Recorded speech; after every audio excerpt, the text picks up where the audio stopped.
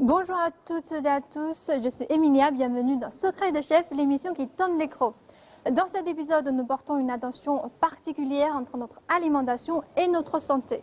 Savez-vous que la médecine traditionnelle chinoise ou MTC considère l'alimentation comme le premier des médicaments?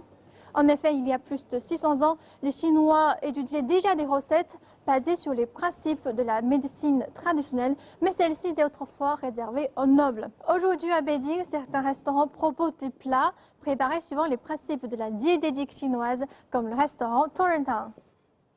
Fondé en 1669, Tongrentang est l'une des plus anciennes et plus emblématiques enseignes du secteur pharmaceutique chinois. Pendant près de 2 siècles, elle était la seule à soigner la famille impériale. Aujourd'hui, l'enseigne possède un restaurant. Il propose des plats bons pour la santé en fonction de la constitution de chacun à l'aide de produits provenant directement de la nature. Allons les découvrir. Bonjour à tous, nous sommes dans le restaurant Suihe de l'enseigne Tongrentang. Nous avons invité le chef Li et le docteur Xu. Présentez-vous à nos téléspectateurs. Bonjour à tous, je m'appelle Li Ting, j'exerce mon métier dans le restaurant Tsuere de l'enseigne Tongrentang. Bonjour à tous, je m'appelle Xu Chengying. Je suis conseillère en recettes médicinales de l'enseigne Tongrentang. Je suis également praticienne en médecine traditionnelle chinoise. Nous savons que Tongrentang est une pharmacie qui a une longue histoire. Quelles sont les caractéristiques de son régime médicamenteux? Premièrement, les ingrédients ont des vertus thérapeutiques. Deuxièmement, on respecte les 4 contrôles pour la santé qui concernent l'huile, le sucre, le sel et la purine. Troisièmement, on choisit des ingrédients frais et de saison. Quatrièmement, et c'est notre particularité, on sert les plats selon l'état de santé des clients. Ce concept se base sur les rôles des médicaments traditionnels chinois dans les remèdes, à savoir empereur, ministre, conseiller et messager. Pour chaque client, on sert un plat empereur, un plat ministre, un plat conseiller et un plat messager. Alors, quelles sont les particularités du menu d'hiver? Pendant les 3 mois de l'hiver, il faut stocker. On se couche tôt et on se lève tard, et on attend la lumière du soleil pour sortir. Qu'est-ce que cela signifie? En hiver, on peut voir que tout entre naturellement dans un état dormant et l'énergie yang du corps humain se contracte à l'intérieur. Par conséquent, nous accordons plus d'attention au réchauffement des reins et à la protection du yang dans les menus d'hiver. Deuxièmement, il faut nourrir le yin. Pourquoi? En hiver, on consomme beaucoup de choses à forte valeur calorifique. Si on en mange trop, cela peut endommager les fluides corporels. D'accord, je comprends. Alors, chef Li, quel plat allons-nous préparer aujourd'hui? L'un est le cerf cuit à l'œutiao de Tongrentang et l'autre est à base de Cordyceps militaris et de cistanche. Quels sont les rôles de ces 2 plats dans notre menu d'hiver? Le cerf cuit à l'œutiao de Tongrentang est le plat empereur. En hiver, il faut principalement réchauffer les reins et protéger le yang. Le plat empereur est celui dont l'effet est le plus fort. Les Cordyceps militaris à la cistanche constituent le plat ministre. Son effet est de nourrir le qi et le sang. En même temps, il aide aussi le plat empereur à renforcer la fonction de réchauffement des reins et de protection du yang. Pouvez-vous nous présenter les ingrédients du premier plat? Les ingrédients principaux sont de la viande de cerf et de l'œutiao de Tongrentang. Les ingrédients auxiliaires sont des noix, des graines de sésame noir, des longanes secs, des jujubes, des raisins secs et des baies de goji. Tout d'abord, on enlève l'excès de graisse dans le cerf. Donc le plat principal d'aujourd'hui est à base de la viande de cerf. Je sais qu'en Europe du Nord et en Amérique du Nord, les chasseurs mangent aussi. Puis on coupe la viande en carrés d'environ 5 ou 6 cm. Mais qu'est-ce qu'il y a de spécial dans cette viande? On va demander à Madame Xu. Selon la médecine traditionnelle chinoise, la viande de cerf est de nature tiède et a un goût doux. C'est un aliment qui est complètement yang. Son rôle est de nourrir le qi et le sang, ainsi que de fortifier la santé. Parmi toutes les viandes, c'est celle qui nourrit le plus le qi. Ensuite, on va commencer à blanchir la viande. Ajouter un peu de vin jaune et des tranches de gingembre. On met la viande dans l'eau encore froide. La cuisson doit être assez longue. C'est pour faire sortir le sang. Pourquoi de l'eau froide pour blanchir certaines viandes et de l'eau chaude pour les autres? C'est parce que la graisse et la texture des viandes sont différentes. Comme la viande de cerf a plus de sang et d'autres impuretés, il faut utiliser de l'eau froide. Et on cuit plus longtemps. Combien de temps faut-il attendre? Environ 20 minutes. Que peut-on faire pendant ce temps? On peut faire tremper le tiao. Mettez un morceau dans du vin jaune. Pas la peine de le submerger, il faut attendre 5 à 6 heures. Voyons la viande. Écumez. Sortez les morceaux. On a bien blanchi la viande. On va maintenant la saisir. Versez de l'huile. Quelle huile on utilise? De l'huile d'olive. On ajoute des tranches de gingembre. Le feu doit être vif. Oui, tout à fait. Le feu doit être vif pour faire ressortir l'odeur du gingembre. Ajoutez du poireau, de la sauce soja et du bouillon. C'est le bouillon de poulet. Oui, c'est ça. Ajoutez le tiao liquide, la viande de cerf, du sel, du sucre. Ensuite, on met le couvercle. Une fois qu'on arrive à ébullition, mettez à feu doux et laissez mijoter pendant 40 minutes.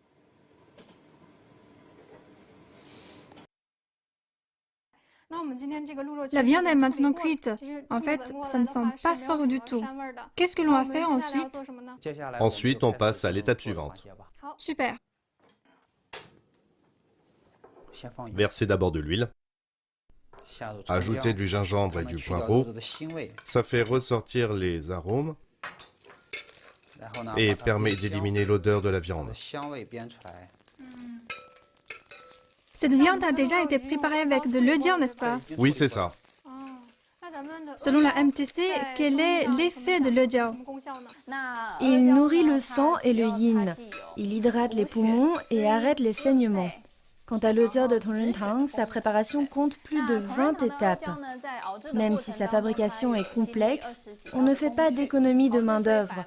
La matière première est chère, mais on ne lésine jamais sur la qualité. Voilà pourquoi cette dernière est garantie. Quel genre de bouillon utilisez-vous? Du bouillon de poulet, car il est plus savoureux et moins gras. Ajoutez du sel, du sucre. Versez ensuite de la sauce soja. N'en mettez pas trop, car la couleur foncera quand on épaissira la sauce. Maintenant, on ajoute la viande. Oui. Faites ensuite cuire pendant plus de 40 minutes. Chef, comment ça se présente? Retirons le couvercle pour voir. C'est à point, c'est bon. Il n'y a vraiment aucune odeur désagréable. Ensuite, on retire les morceaux de poireau et de gingembre. Après, on ajoute tous les autres ingrédients. Raisins secs, jujube, longan sec, graines de sésame noire, noix et baies de goji. Ensuite, un peu de miel.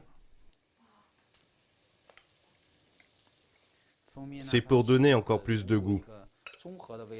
Par ailleurs, le plat aura un aspect plus luisant. La couleur est maintenant très jolie. On épaissit la sauce à feu vif. Ensuite, on peut dresser. À quel type de client convient ce plat? Ce plat convient aux clients qui manquent de yang, surtout au niveau des reins. Tout à l'heure, on a vu que la viande de cerf nourrit le yang des reins et que l'odiao nourrit le sang. C'est pourquoi on dit que c'est indiqué aux gens qui présentent des carences dans ces domaines. Quels symptômes ont les gens qui manquent de yang? Ils ont le teint pâle, ils ont facilement les mains et les pieds froids. Ils ont des courbatures au niveau des reins et des jambes. Ces gens-là peuvent donc manger ce plat. Bien, notre premier plat, le cerf cuit à l'œdiao de Tongrentang, est fait. On passe maintenant au deuxième plat, les cordyceps militaris à la cistanche. Demandons d'abord au chef Li de nous présenter les ingrédients de ce plat. On va utiliser de la cistanche, des cordyceps militaris et du bouillon de poulet. Tout d'abord, on va couper les deux extrémités des cordyceps militaris. En fait, ce champignon est cultivé. Oui, Quant au célèbre Cordyceps sinensis, il le pousse dans la nature. Et qu'est-ce que l'on fait après? il faut faire tremper la cistanche dans de l'eau pendant 2 à 3 heures. D'après la médecine traditionnelle chinoise, quel effet a cette plante? On la connaît sous le nom de ginseng du désert. C'est un parasite du sexaoul, arbre de région aride. Sa valeur médicinale est très élevée. Selon la médecine traditionnelle chinoise, elle est de nature tiède et son goût est à la fois sucré et salé. Ses principales fonctions sont de nourrir le yang des reins, les fluides corporels et les intestins. Ensuite, on va couper la cistanche qu'on a fait tremper. Couper en fines tranches. C'est bon. Ensuite, mettez de côté. Versez le bouillon clair. Est-ce que l'on a besoin de beaucoup de temps pour préparer ce bouillon? D'abord, il faut faire tremper du poulet dans de l'eau pendant 3 heures. Après, on le blanchit. Ensuite, on fait mijoter dans de l'eau pendant au moins 3 heures pour faire ressortir les saveurs et les nutriments du poulet. Ces 2 bols de bouillon ne paient pas de mine, mais ils ont nécessité une longue préparation. Ajoutez du sel, du sucre et un peu de vin jaune. Pourquoi est-il conseillé de boire du bouillon de poulet en hiver? Le poulet est de nature tiède. On dit qu'en hiver, il convient de manger plus d'aliments qui nourrissent le yang. Le bouillon de poulet a cette fonction. Ajoutons les Cordyceps militaris et la cistanche. Faut-il faire bouillir le bouillon à feu vif? Tout à fait. Quand on arrive à ébullition, il suffit d'écumer le bouillon. Pour des raisons esthétiques? Oui, absolument. Ajoutez de l'agar, Pourquoi? car cet ingrédient a un effet gélifiant. Ok, quand l'eau bout, on éteint le feu. On verse dans un moule, puis on fait refroidir. On le fait quand c'est encore chaud? Oui, vous pouvez le faire à ce moment-là.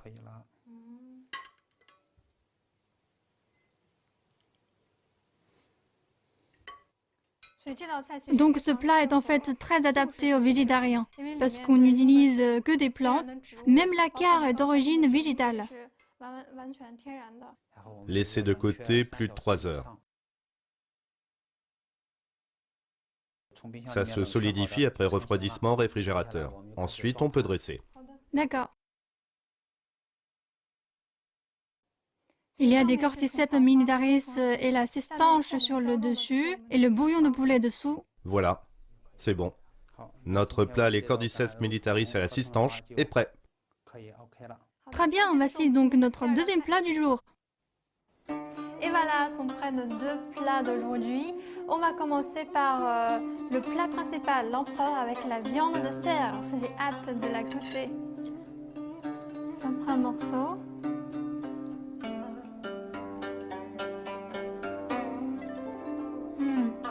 Le goût est très riche et la texture est plus ferme que du bœuf. Regardez, la viande est très maigre et contient un peu de graisse. Mais avec cette méthode de préparation, c'est plutôt agréable. Et il y a également un goût sucré qui vient des jujubes, des longanes, de raisins secs. Et il y a également des pâtes de goji. Voilà, je suis quand même surprise par la finesse de ce plat. Et maintenant, nous passons au deuxième plat, celui avec les 2 herbes précieuses. Regardez cette couleur transparente. C'est gélatineux, un peu gluant aussi. En fait, les 2 herbes sont très bien imprégnées par le bouillon lors de la cuisson qui donne un goût savoureux. Et le bouillon, normalement, c'est très présent dans la cuisine chinoise, dans plein de recettes. Mais cette méthode de préparation est vraiment spéciale et innovante. Je n'en ai jamais vu ailleurs. Et voilà, nous avons découvert aujourd'hui 2 recettes qui permettent de nous protéger contre le froid d'hiver.